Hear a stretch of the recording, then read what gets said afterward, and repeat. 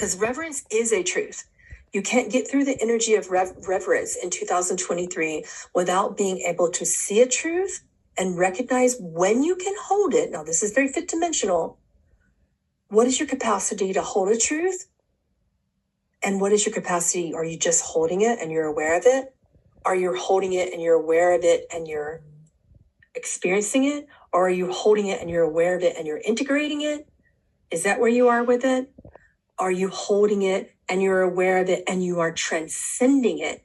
You see, changing dimensions doesn't mean that you are going to always have to raise your vibration by avoiding negative things all the time. That's not what lifting your vibe means. When the Galactic Council has said to us many times, we have to lift our vibration, raise your vibration, raise your vibration. What a lot of humanity thinks that it means is not to experience that negative thought process or that negative feeling. True transcendence means to take it and integrate it and transcend it.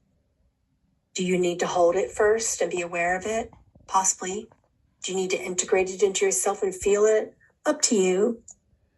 But either way, you have to transcend it. You have to take it and alchemize it, transmute it, and lift it up into a higher consciousness, right?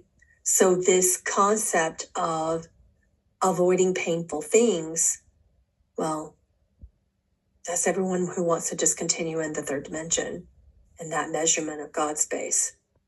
It's fine. Some people just want that. And they're just content in that, right? So, can you give us an example of what that looks like? Yeah. Have you seen the Hawkins scale of consciousness? I think I did a channeling of him once in 2017 about this, and we talked about the scales of consciousness on Patreon. But there's an entire scale of energy that we typically transcend through. At the bottom is apathy. It's an absolute state of nothingness. You feel nothing. And it's not this nothingness where you feel good either. That's oneness. Apathy is where you've experienced so many things and you can't integrate it. So you just you dissociate from it. You push it away. You refuse. It's the ultimate state of denial. When people walk around in apathy, they don't have an angry vibe. They don't have a grieving vibe. They don't have a shame vibe. They have a kind of a I hate to be here vibe. It's very similar to hatred and resentment, but they just don't care enough to even do that anymore.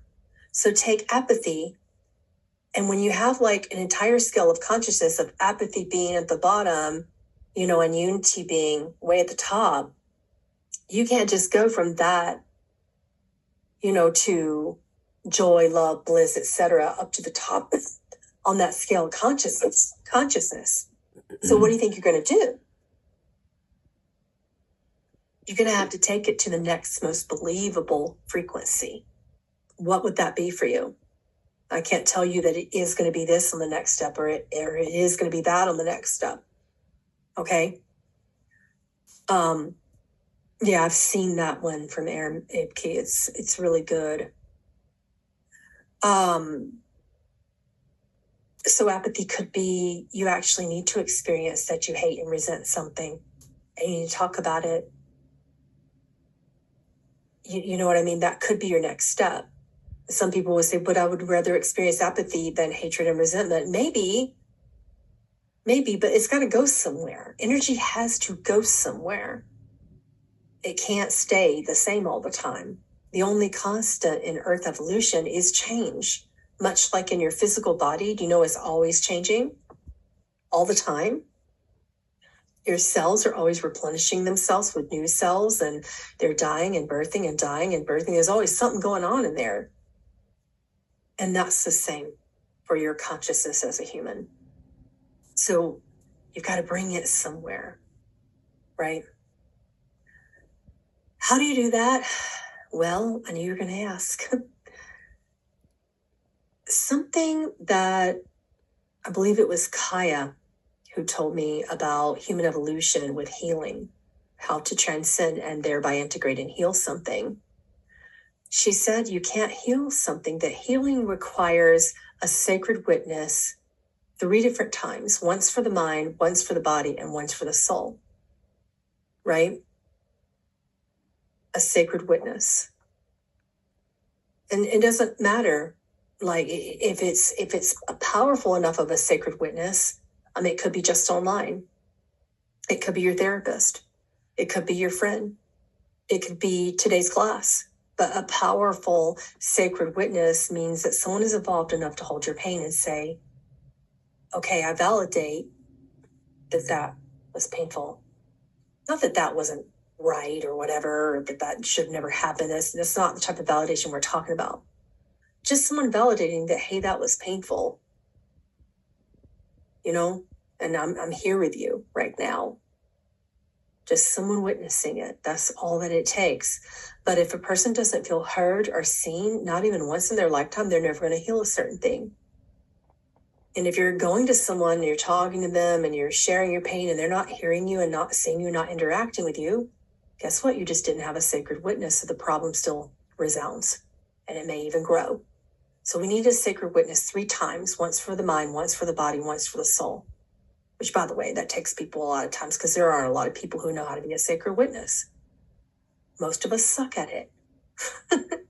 This is why therapy exists. This is why healers exist. This is why shamans exist, because they don't suck at it, right? So that's hard. That's a hard one, because we need each other. It's hard in a sense, but it's beautiful in another sense, because it makes us understand that we actually need each other. Yeah. The power of belief isn't enough for healing? No, because you're believing you can heal something without even talking about the pain, without even touching it. Integration is necessary for healing.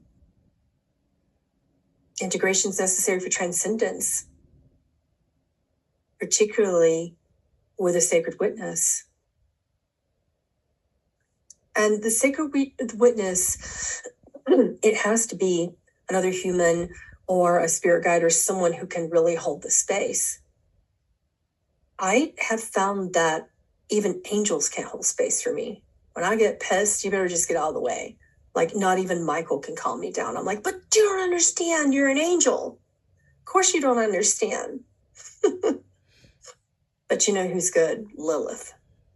Lilith is a really good spirit guide. She's not an angel and she's not God either. And she's not a demon. She's something in between. And for some reason, she's seen all perspectives and she's the perfect space holder. She's the perfect sacred witness for me. But not many people can hold witness for another person. But this is why we have facilitators and healers who are training themselves. It's like they're in deep soul training to become a sacred witness right now. Yes, Ascended Master Lilith. That's precisely who it is. Kali is amazing. Kali can help you get mad. Kali can help you face jealousy. Kali can help you face grief, typically by getting mad. Kali can help you face something even deeper than anger, but like wrath. Kali can help you heal resentment before it turns into a cancer in your body. Kali can help you heal a heartache before you have a heart attack. Kali's amazing. Yeah. So there are some sacred witnesses that have, if you feel aligned and you're not afraid, you can't be afraid to work with Kali. You can't have fear of Lilith being a demon if you're going to work with her, because those are 2nd and 3rd dimensional constructs. Lilith and Kali are beyond that.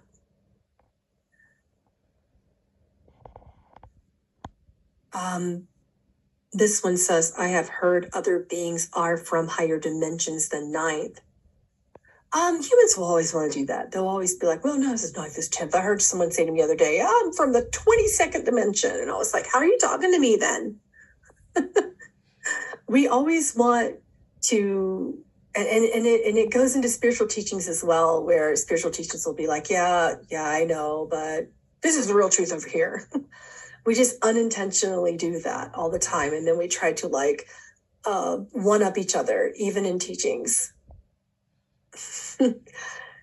So this idea, I mean, we're limitless, but the whole idea of expansion through dimensions is that we become limited until we realize we're limitless. And when we're limitless, there isn't like a 11, 12, 13, 14, 15. There isn't any of that anymore because there's no need. Anything beyond that is already aware that it's limitless. So why does it need to expand or pretend it's expanding again by limiting itself? Right? So insofar as what we can expand through, I'd say 9, and then we go back over to 1, and people call that 10. Do you hear me again? We go 1 through 9. 9 is that complete wisdom of the divine. And then we start over in 1, but we do it from an aware space, and that is 10. And then we're in the second, the polarity creating consciousness, except we are aware that we're doing it, and we become what you call gods. We become what you call the prime creator, or the angel, perhaps, who knows. The third dimension in that time would be like an evolved, already enlightened, aware human. You can come back, and we would call that 12, right? We experience third dimension again, but it's really 12. And these beings are called avatars, or I don't know what you call it when a being is born and they're already enlightened. Like, was it Lahiri?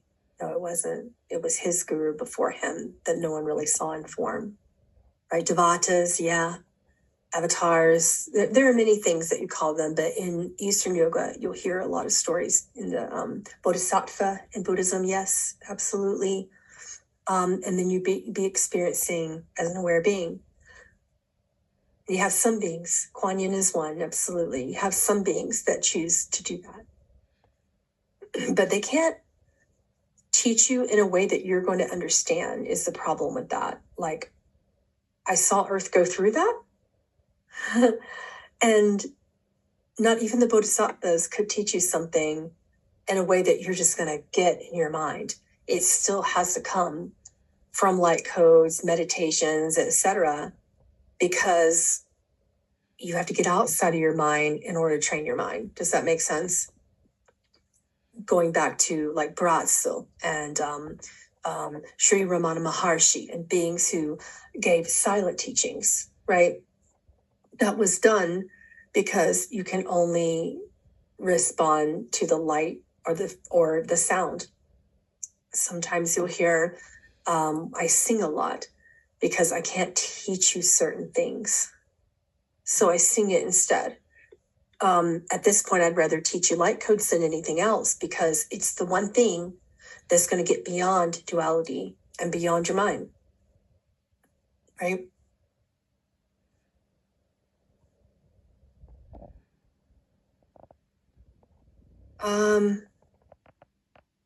Well, that's a long story about mystical Kabbalah. In order to answer that question, you'd have to experience Kabbalah. Right? But Kabbalah supports this because when you're shifting dimensions to become aware of your virtue and your vice, which is deeply explored in Kabbalah, to become deeply aware of that brings you closer into each dimensional experience and through it.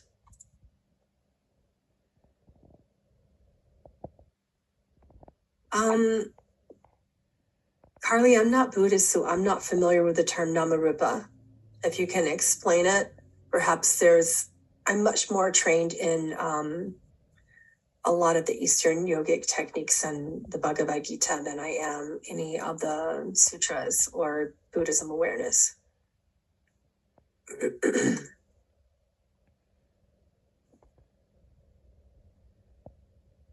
It's like naming and forming things. Yeah, that kind of reminds me of the 4 worlds of consciousness, and my favorite is the world of formation, the Sefer Yetzirah. But I've deleted what you've asked now, so let me go in there. And does the third dimension correspond to the idea of naming and forming things? A little bit. I'd say fourth does as well. It starts in the third and is completed We begin to name things in the third, and then we begin to process through it in the fourth.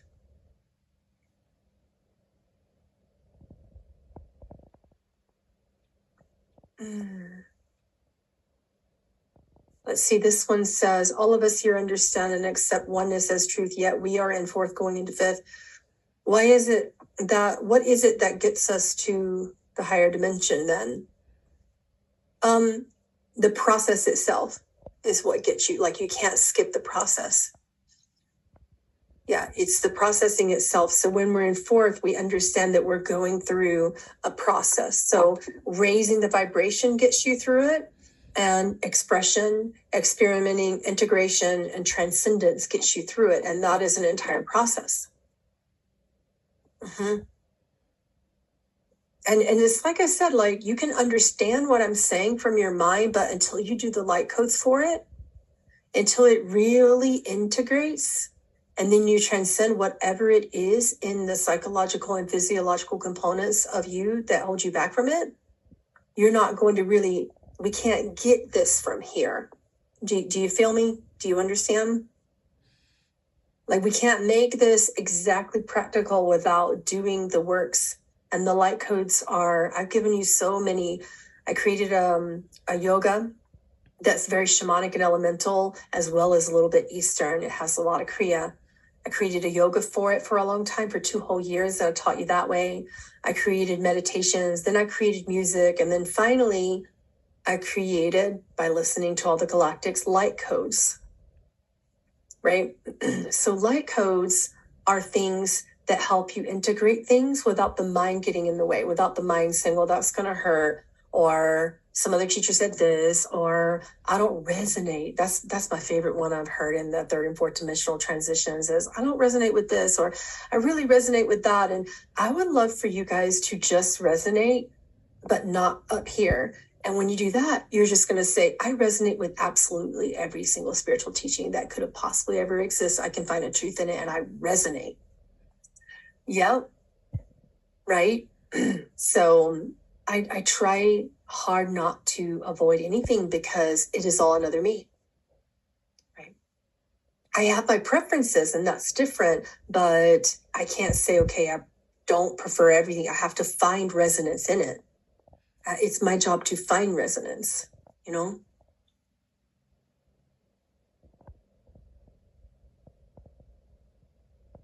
So your understanding won't be through your head. In other words, it just won't be through here.